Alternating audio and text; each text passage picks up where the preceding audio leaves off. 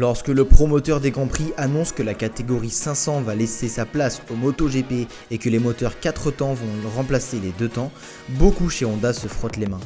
Après avoir été contraints de s'investir dans une technologie dont ils ne voulaient pas, les Japonais sont heureux de revenir au moteur à soupape.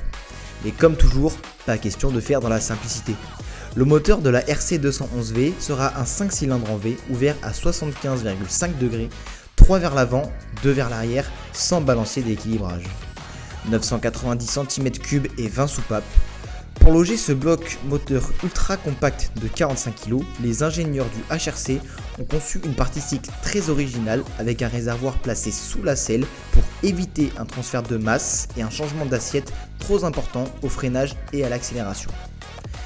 Et pour recentrer les masses au maximum, ils ont mis au point un nouveau système de suspension arrière style full floater inversé, destiné à dégager de la place au-dessus de l'amortisseur.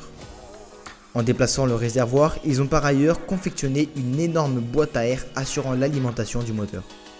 Réticent à l'idée d'abandonner la 500 NSR avec laquelle il est devenu le dernier champion du monde de l'histoire du 2 temps en catégorie Rennes, Valentino Rossi mesure vite la supériorité de la Honda RC211V et de ses 220 chevaux pour 145 kg sur les 500 de temps mais aussi sur les autres 4 temps qui débutent cette année-là.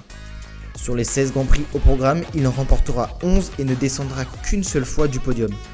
Titré avec 145 points d'avance sur Max Biaggi, l'Italien fera de nouveau triompher Honda en 2003 avant de rejoindre Yamaha.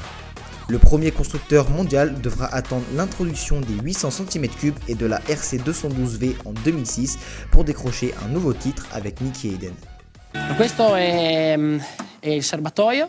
Il serbatoio non è qui come tutti pensano, come in una moto da strada, ma è qui sotto. Questo è il gas. Guido campione del mondo con il numero 1 in bocca. Motore 4 tempi 1000 da 5 cilindri sono. Da qui si può decidere, diciamo, quanta potenza avere ai bassi, medi e alti regimi. C'ha 3 posizioni. Tac tac. Questa marmita adesso non si vede, ma qui fa un giro molto lungo sotto il codone ed è un'opera d'arte, ecco, diciamo. Si possono mettere le marce non solo non tirando la frizione, ma non togliendo neanche il gas, ecco, quindi il dispositivo è qui, quindi la cambiata diventa molto molto veloce, diciamo che non si sente neanche che si cambia marcia, ecco. Per mettere le marce si manda in giù e in scalata si tira in su. Adesso ve l'accendo, tic. Qui vedi il tempo sul giro che hai fatto. E appena passi il traguardo, quindi sai esattamente quanto stai andando forte o piano, e qui c'è la differenza dal giro prima e qui c'è la temperatura dell'acqua. Questo è il freno dietro, io uso questa gomma per far sì che il freno sia un pochino più dolce. Quello davanti invece è il freno che serve per frenare veramente la moto, e sono 2 dischi molto grandi in carbonio, mio portafortuna. Dock 1 nell'altra e Dock 2 in questa per vedere se è la moto numero 1 o la moto numero 2, questo serve ai meccanici. Questa è la telecamera che inquadra dietro e c'è la telecamera che invece inquadra davanti. Tac.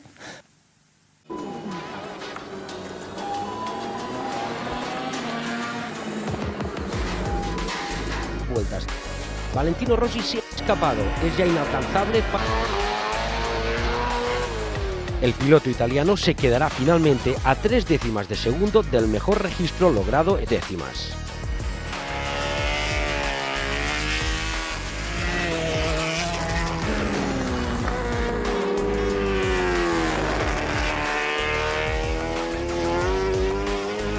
Y tener problemas con el cambio de neumático. Rossi logra su mejor registro a media sesión del sábado.